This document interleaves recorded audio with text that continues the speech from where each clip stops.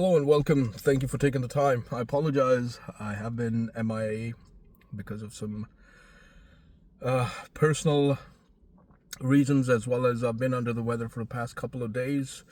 I ask for your patience. You may be hearing a lot of coughing, sneezing, and occasional burping. I don't know why that is happening, but I have a fever. My whole body's hurting, every single joint, so please bear with me.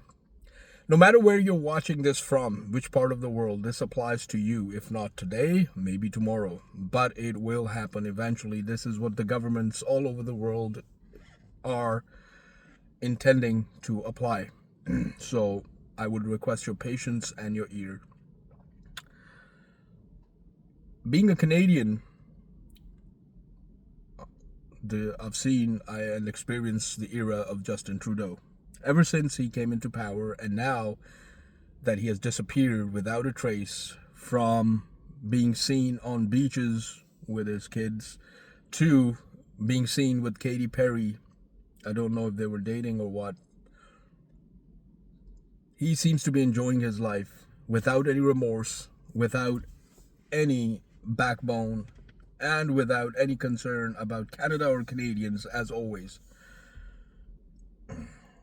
Not only that he has his hundreds of millions of dollars that he embezzled through different scandals which have proof, but he basically suppressed them and suppressed the justice system using his powers.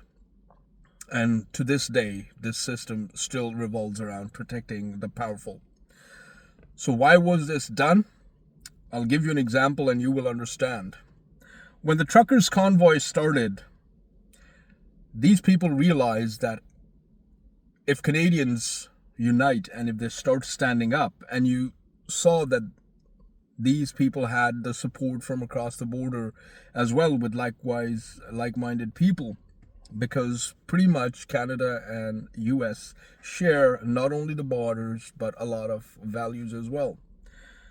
So what they saw and they feared was, if people stand up, they might snatch everything from us. They might break the grip, they might break the chains, they might be free finally from our grip and from our strangle that we have on the system and their throats. And the status quo that always protects this elite that rules in form of either of the two parties, whether it's conservatives or whether it's the liberals. But what was done was, there was intel shared on both sides of the borders about the people who were participating, and to make them an example and to set an example for the rest of the people around Canada and the US, as well as around the world, that this is what will happen to you, and we will make you an example for the rest of the world if you decide to go against our will. And if you try to break our stronghold, if you try to challenge our monopoly and our grip on the system. So you saw what happened. In the US, there were people who were punished, but not as severely as in Canada. They were and are literally being made into an example. And this was done under the Trudeau government. A sole dictatorship, and under the directive of World Economic Forum, he was there to implement all the policies and agendas. Not only they did this, but they realized that if Canadians unite, there will be no way for them to escape. They will have to surrender to people's will. And if we let this prevail, pretty soon there might be a third power that may arise, and the stronghold and the grip of the two-party system and the monopoly of the oligarchs and the corporations and all the corrupt politicians, bureaucrats who are sucking this country dry, they may lose their grip. So what happened was, Trudeau not only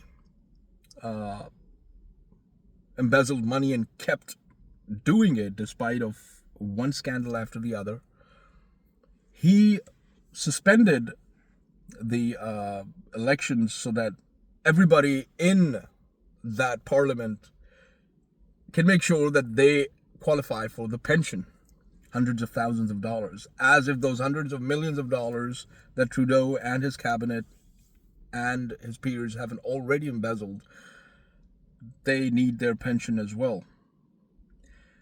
And also what they realized during COVID is if they open the floodgates of immigration, which is another burning topic, to dilute the society, if there are more immigrants, especially from countries which are former colonial countries and are more complacent, compliant, and complicit towards government policies, they do as they're told, they don't lift their heads, and they are easier to manage. So the floodgates were opened, and this was done by replacement immigration. So the society was diluted. Now your numbers are far less than the people who are now Canadian citizens and who voted in the recent election. And now it all makes sense when these people were arriving and the immigration department was told that irrespective of the status of their papers, whether they are phony, whether they have criminal background, just fast track them and ignore any such thing. Also, they were given pamphlets that, don't forget, it was the Liberals that got you together with your loved ones, and don't forget to vote for us, and we welcome you to Canada, and blah, blah, blah. In all that rush, you had people who had criminal backgrounds, people with questionable money, proceeds of crime and corruption. They came and they started investing or hiding their money in real estate. And that basically was another pressure point on this government, that the prices of property, rentals, and everything was going down. So this was also sought that whenever there are newcomers, they always go for properties, whether buying or renting. So this will resolve the issue. So they were let in by the millions. And of course, when there's a lot of black money flowing in, those people are greedy and they need to embezzle and hide as much money as possible into the real estate. And according to a report that came out in 2018, I think, by Transparency International, that said that between, I think, correct me if I'm wrong, you can look it up on Google, between 2016 and I think 2022 or 2021, between that time, almost $22 billion of questionable funds disappeared between Ontario and British Columbia in between real estate projects. So this was another big blow to your lifestyle, cost of living, and everything went up. Jobs became scarce, and the society literally started teetering on the brink of collapse. The system was burdened. Now, here's where my conspiracy theory comes in. This is happening, or is going to happen, all over the world. This will happen. Your society, your system will be destroyed.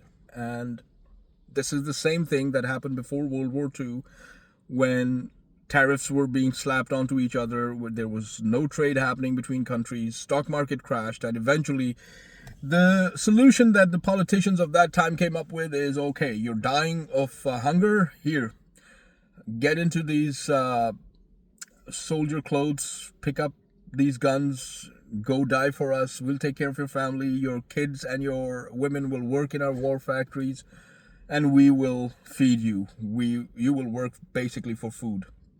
So that's something similar that I see brewing, and this is what will happen, that they will collapse the society when jobs, eventually access to basic necessities of life, food and shelter, healthcare, everything will diminish. And what will be the solution to this?